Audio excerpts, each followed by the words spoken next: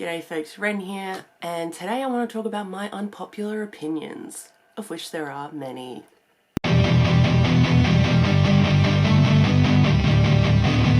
So, as I've only kind of really gotten into reading in the past 4 years, I have tried really hard to read a lot of the most popular books going around to try and find out what I like in reading. And along the way, I've hit a few bumps, and with some of them, I might have pretended to like them more than I did. So we're gonna go over about 10 books that are very popular in some circles, not in all circles, and I just don't gel with them. The first one we're gonna go for, which you saw in the thumbnail, A Court of Thorns and Roses by Sarah J. Maas. I might have read this about 2 years ago, and I had been so excited to read this because it was marketed as like a Beauty and the Beast retelling, which I love Beauty and the Beast. It was one of my favorite Disney movies growing up. So I was really excited, and I think I had a feeling there was something about wolves in here. And if you know me at all, wolves are my favorite thing ever. There's one right behind me. And everyone seemed to love this book, so I was like, okay, cool, this is going to be awesome. Now, if you go to my Goodreads, you'll probably see that I gave this like 4 or 5 stars. I might have been telling a little bit of a lie. In all honesty, I should have given this like a 3 at most, because my feelings on it kind of haven't changed over the years. It's still just fine. Ish. There are some parts in here that I just want to give like 2 stars. One of the things I know about this series is that everyone loves Rhysand. I am aware that everyone says it, he gets, you fall in love with him in the second book. In this first book, I found him disgusting. Absolutely disgusting. Because, hello, sexual assault. Drugging someone, making them be naked in front of people, and constantly having to paint their naked body. That is so wrong. And I'm just sitting here the people that really thought that was really great, I'm like, are you okay, honey? Do you need some therapy, maybe? I don't know, I just found it absolutely disgusting. And I'm like, I don't know how this guy can get better from this. Even if he has a big tragic past or something. I'm like, dude, still, sexual assault, it's a thing. I'm just so confused why people are so obsessed with this. I just don't understand. There was one part in this that I liked because there was a labyrinth thing. There was some kind of trials thing that Feyre had to go through. And I'm honestly just really confused about kind of everything that was happening. I feel like maybe I need to give it another go, but I don't know if I can put myself through that pain.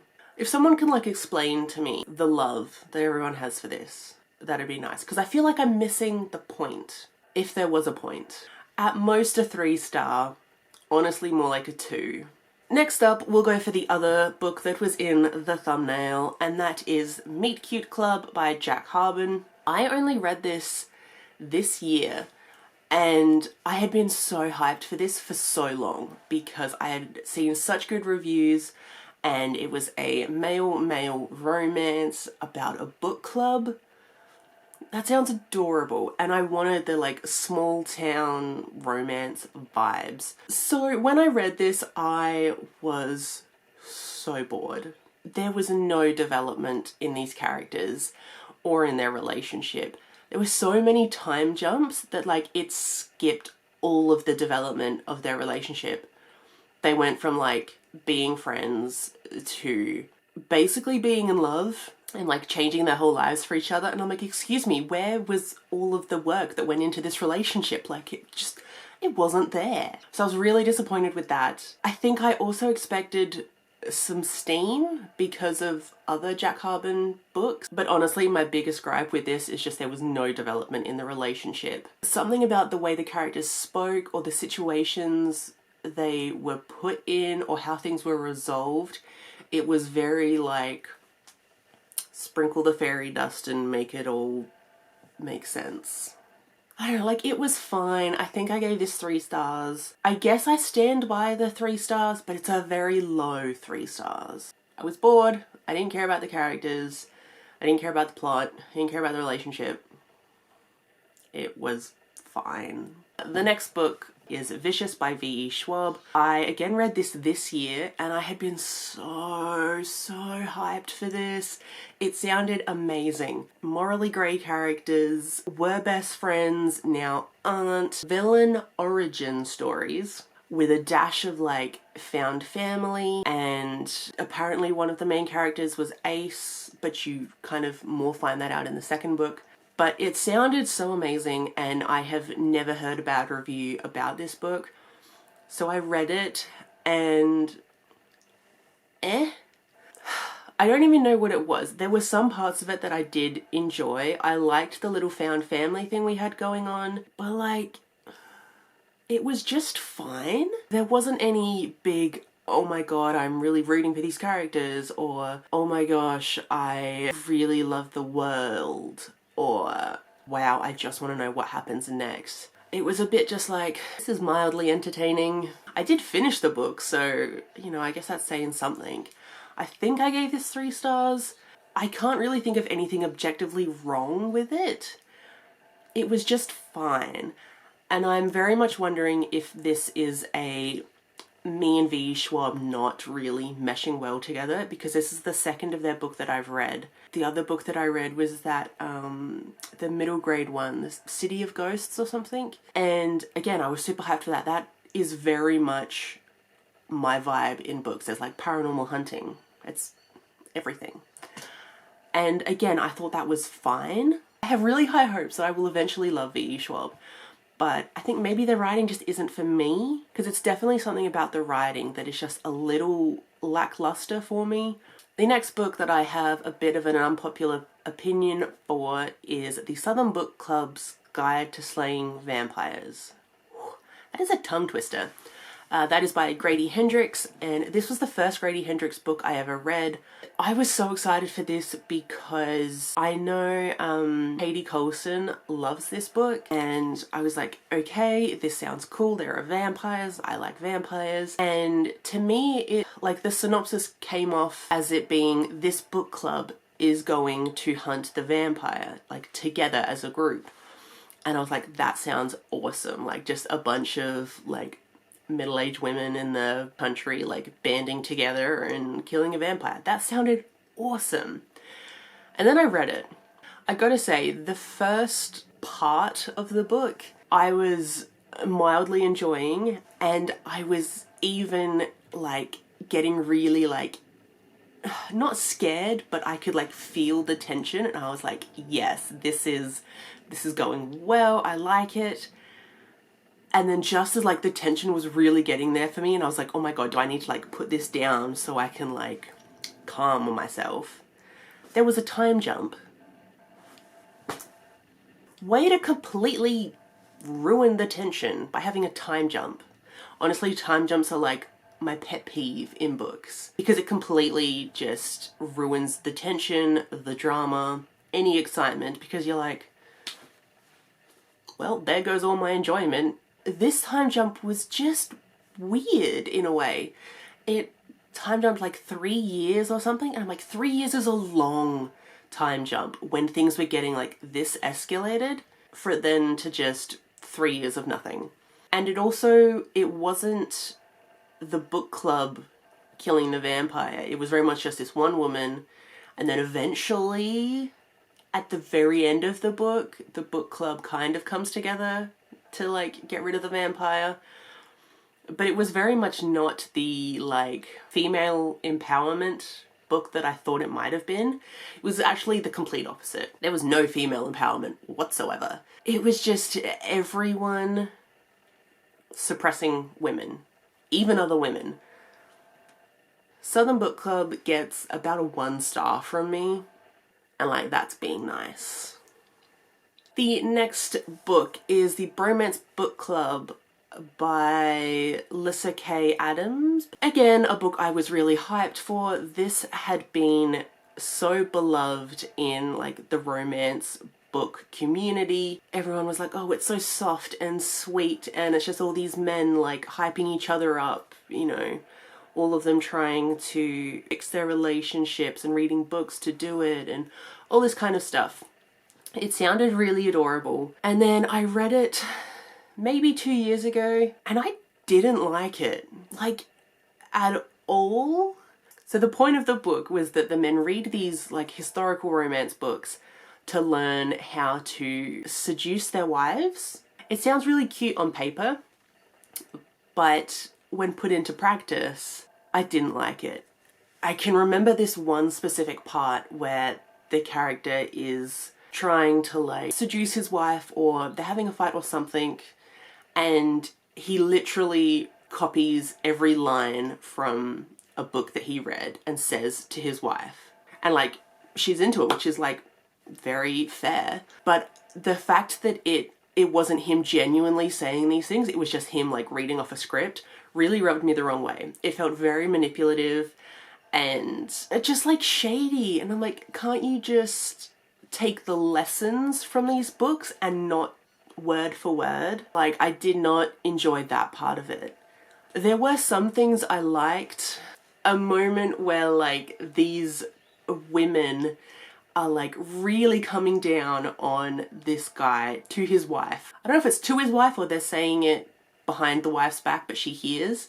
So they're like, oh, like I could never be with someone with a stutter or something. And then she comes in and she's like, I find that stutter sexy as hell. And I was like, yes, like, get it. I love loyalty. So the fact that she was just like, he's my husband, I love him, all these things. And I was like, yes, awesome. You know, you do that. Like, that was great. I did really enjoy that. I also loved the historical romance that the book club is reading. And I was like, I want to read that book more so than this book. I think I gave this 3 stars, and I stand by the 3 stars. There were some really good moments in it, but overall it was just this feeling of manipulation that I just couldn't get past. Alright, the next book is Illuminae by Amy Kaufman and Jay Kristoff. This was like the most hyped book several years ago when it first came out. Everyone was obsessed with it, and it still remains some people's like favorite book. I read it a couple years ago. It was okay-ish. Honestly, I didn't like it. There were definitely some moments about it that I was really interested in, mainly in the male character's storyline. I liked what was happening with him. That felt very like space journey, sci-fi thing. I was really interested in that. The girl, I hated her a lot. Really didn't like her vibe. Again, there's this manipulation thing that I am now discovering about myself, but it really felt like she was manipulating him to get information from him or something. But because they had broken up before they got on the ship, she kind of then, you know, says that she has feelings for him still. And like, she very well could, but I think the way it was written, to me, it came off as her just manipulating him into doing something for her. And I just really did not like that vibe. There was some stuff going on her side of the ship that, yeah, just made it feel like manipulation. That's really all I can say to it. So that I really, really hated. I did like the overall storyline of like the AI, is it an AI, that the ship thing, that was interesting. And I liked the guy, like, was it kind of like doing like fighter jet training thing? I liked that, that was cool. But yeah, all of her stuff, hated. And then the end, what? Basically, like, it just turned into a horror movie for a while, and I'm just like, I'm sorry, what? Like, it just went too far. To the point where I'm like, this is ridiculous, and I no longer care about anything that's happening. If, like, the whole book had been, like, that kind of horror movie section, I would have been into it. But the fact that it was just like, this is a sci-fi story, and these 2 kids, and fighting an AI thing, that was fine, until it was, like, zombies in space, basically. I think I gave it a 2-star. If not, honestly, at this point, it's a 1-star. I was not a fan. Next, we have The Unhoneymooners by Christina Lauren. Again, I was really excited for this book because it has fake dating in it, and fake dating is my favorite trope ever. I only read this like a year ago, and I can tell you nothing about it. It was so forgettable. All I know is like what's in the synopsis of like these people get sick from like seafood and can't go on their honeymoon. So the like bridesmaid and best man go on the honeymoon instead, and they, to keep getting like the good deals on things at this like resort, they keep being like, oh, we're on our honeymoon. And so the people are like, oh, congratulations, here's a bottle of wine type situation. It's all I know. Like I think even as I was reading it, it was so forgettable that I was like, I think at that point I was just reading it to complete a book. I didn't care about the characters or the relationship or even the fake dating part of it. I didn't care for. It was just so forgettable. I can't even tell you anything to like rant about it. I just don't remember anything about it, and I never have. It's really like a 2-star, mainly because it was just so forgettable. Okay, next we have My Heart is a Chainsaw by Stephen Graham Jones. I only read this a couple months ago, and again, I was so hyped for this because Kayla from Books and Lala loves this book, and it sounded like such a fun time with like an ode to slasher films, which is fun. I love slasher films, they're great. But reading this book, first off, I think it was way too long. And I was just like, I got really bored in some sections because I'm like, can we just skip to whatever's supposed to be happening? And it felt like there were a lot of storylines happening at once. Even though there kind of wasn't, it felt like too much was going on. Also, I really want to know if our main character has ADHD, because her inner thoughts, for me, it was really hard to keep track of because she basically just really reminds me of my niece who has ADHD, but it was difficult to follow along for a little bit. And yeah, so many storylines happening at once. I got confused about some of the characters because there were a lot of them. And then the ending, wasn't a fan. Really wasn't a fan. It felt like it came out of nowhere, even though there was a hint at it at like the beginning, but I felt like there needed to be a few more breadcrumbs scattered around for me to really like connect the dots to how it ended. And like maybe this would be better if I read it for a second time. I might enjoy it more, and I might be able to pick out those important characters and find the little breadcrumbs that led to the ending of this. So maybe it needs a reread, but it just let me down a little bit, and I think just my expectations were too high. I think I gave it 3 stars, and I stand by that. The last book that I'm going to talk about as being an unpopular opinion of mine is perhaps one of the most controversial. I'm not sure. But that is The 7 Husbands of Evelyn Hugo by Taylor Jenkins Reid. I'm not a fan. Again, everyone has heard about this book. It is a queer historical, it's like a fictional biography or fictional memoir, one of those things. And everyone is obsessed with Taylor Jenkins Reid, which, like, good for you. It's not my vibe. I wanted to love this because it is queer and it has a bisexual main character, which I always want to read more bisexual stories as a bisexual myself. So one of the main things I really didn't like was this main relationship. I thought it was really toxic. That is maybe just a me thing. I don't like reading about toxic relationships, but it felt so toxic. So toxic. I understand why, maybe I don't understand why these two characters loved each other, but I understand loving toxic people and staying with them. I understand that. But just reading about these two characters and one of them coming off as being really awful to the other, and like ultimatums a lot. I hate ultimatums. It wasn't a nice romance to read about. I really didn't like that romance. I did love the main friendship. I thought that was very cute. I wanted more of that. I wanted more of the friendship and less of the romance, which is kind of sad. I did like their little setup of like these two couples. Like, that was very cute. I really didn't care for the reason why Evelyn chose this particular journalist. Like, yeah, you got it at the end there, like you understood, but it was like, not meaningless. Meaningless sounds awful, but to me, it didn't add anything to the story. I don't know. It was just so There wasn't really anything about this that I was like, oh my god, I want to keep reading for this specific reason. I only kept reading it because everyone loves it so much. And I was like, maybe the really good bit is like in the next section or in the next one.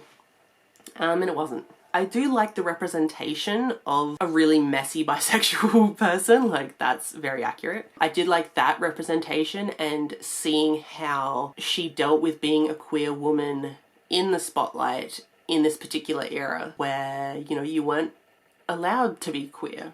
It was really just that main relationship that I found so toxic that I couldn't enjoy it, really. Anyways, those were my unpopular opinions of some relatively hyped books. So sorry if these were your favorites. Most of these, I think, are just a me thing, not so much a writing thing, bar a couple with the writing. Some of them are just like, it's just not my vibe. And that's okay. We can all have our own opinions on books. Thank you so much for watching, and I will see you in my next one. Bye.